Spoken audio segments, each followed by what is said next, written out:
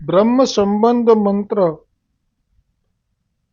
એટલે કે નિવેદન મંત્રનું અનુસંધાન કરવાની આજ્ઞા નિત્ય આજ્ઞા કરી છે. નિત્ય કરવું જોઈએ એવી આજ્ઞા શ્રી મહાપ્રભુજીએ વલ્લભાચાર્યજીએ નવરત્ન ગ્રંથના બીજા શ્લોકમાં કરી છે કે નિવેદનમ તુ સ્મર્તવ્યમ સર્વથા તાદશય જને. આ શ્લોકનો આ બ્રહ્મ સંબંધ મંત્રનો ભાવાર્થ છે કે ભગવાન શ્રી કૃષ્ણથી વિખૂટા પડે હજારો વર્ષોનો સમય વ્યતીત થવાથી ભગવાનની પ્રાપ્તિ માટે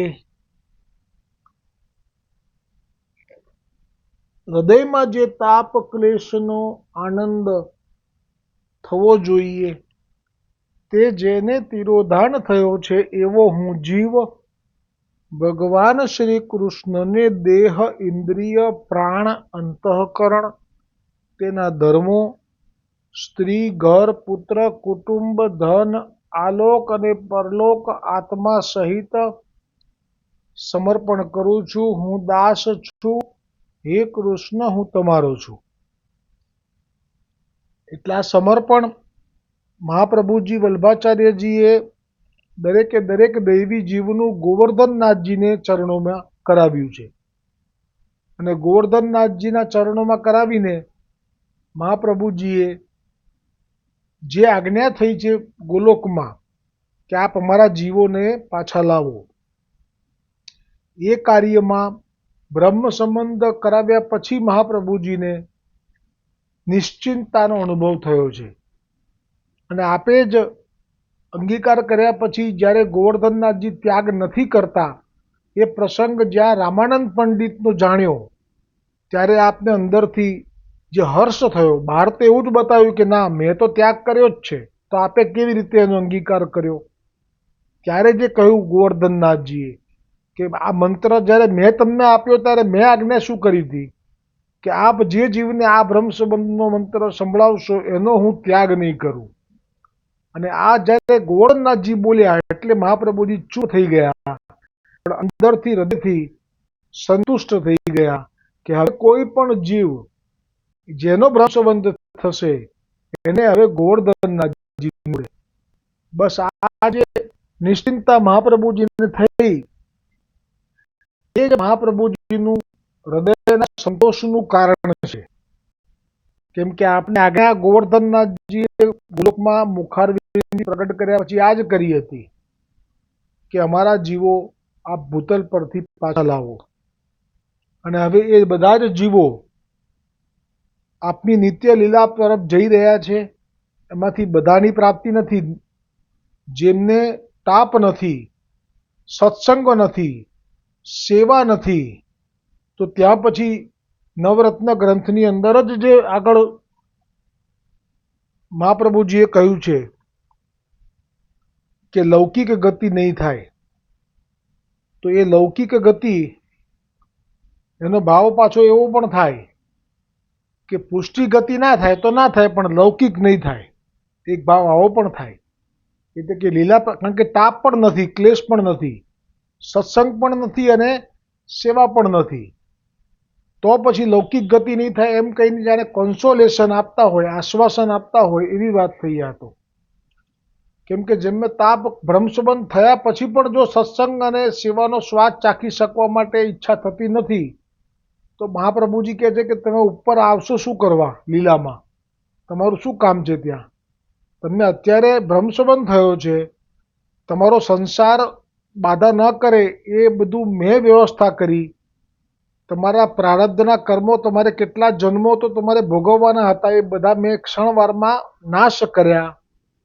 સંસાર બાધા ન કરે એવા વરદાન આપ્યા, પણ તો તમે તો હજી પણ નથી સેવા કરવી કે નથી સત્સંગ કરવો, અને હજી આ જ કરવું છે, ખાધું પીધું મોજ ઉડાવી માણી લીલા લહેર. તો પછી અહીંયા કહે છે મહાપ્રભુજી વલ્લભાચાર્યજી કે બહુ ચિંતા ના કરતા, તાપ નથી થતો, સેવા નથી થતી, સત્સંગ નથી થતો, ચિંતા કાપી ન કાઢ્યા નિવેદિતાત્મભી કદાપિતિ. નિવેદિતાત્મભી એટલે બ્રહ્મ સંબંધ તમારો થયેલો છે એટલે ભગવાન અપી પુષ્ટિસ્થો ન કરિષ્યતિ લૌકિકીમ ચ ગતિમ. એટલે ખરેખર તો અહીંયા શબ્દ છે કે ભગવાને પુષ્ટિ જીવોને લૌકિક ગતિ નહીં કરે એવો ભાવ છે આ શબ્દાર્થનો.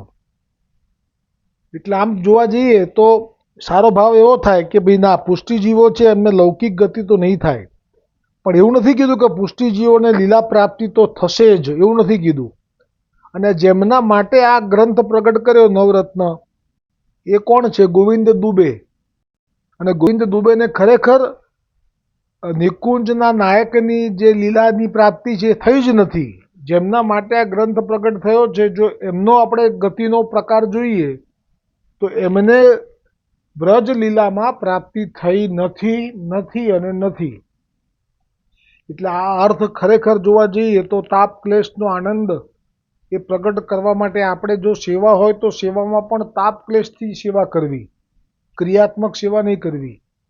અને જો તાપ ક્લેશ પ્રગટ જ ન થતો હોય તો સત્સંગ એ જરૂર કૃપા કરશે. ભગવદીઓની વાર્તામાં ભગવદીઓ જ કૃપા કરશે અને એમના હૃદયમાં રહેલો તાપ આપણને પધરાવશે.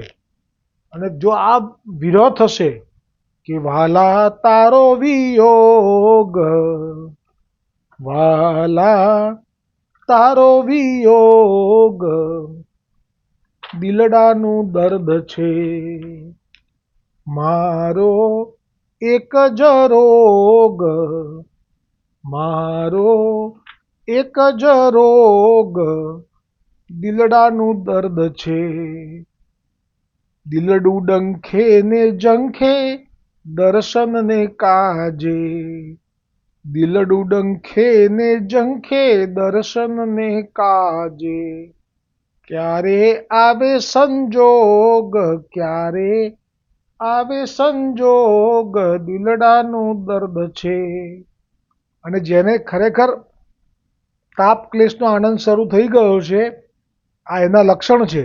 સંસારના સુખ સૌ ખારા રે લાગે, સંસારના સુખ સૌ ખારા રે લાગે, કડવા લાગે છે ભોગ, કડવા લાગે છે ભોગ, દિલડાનું દર્દ છે.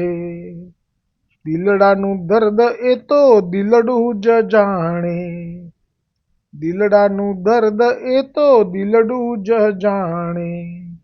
જગના જાણે શું લોક, જગના જાણે શું લોક, દિલડાનું દર્દ છે. વૈષ્ણવ કહે છે આંસુડા ઢાળી, વૈષ્ણવ કહે છે આંસુડા ઢાળી, દર્શન દોને શ્રીજી, દર્શન દોને શ્રીજી, દિલડાનું દર્દ છે. આજનો સત્સંગ અહીંયા વિરામ થયો. બોલો શ્રી ગોવર્ધનનાથ કી જય હો, શ્રી વલ્લભાધીશ કી જય હો, ગોવિંદ ઘાટ કી જય હો.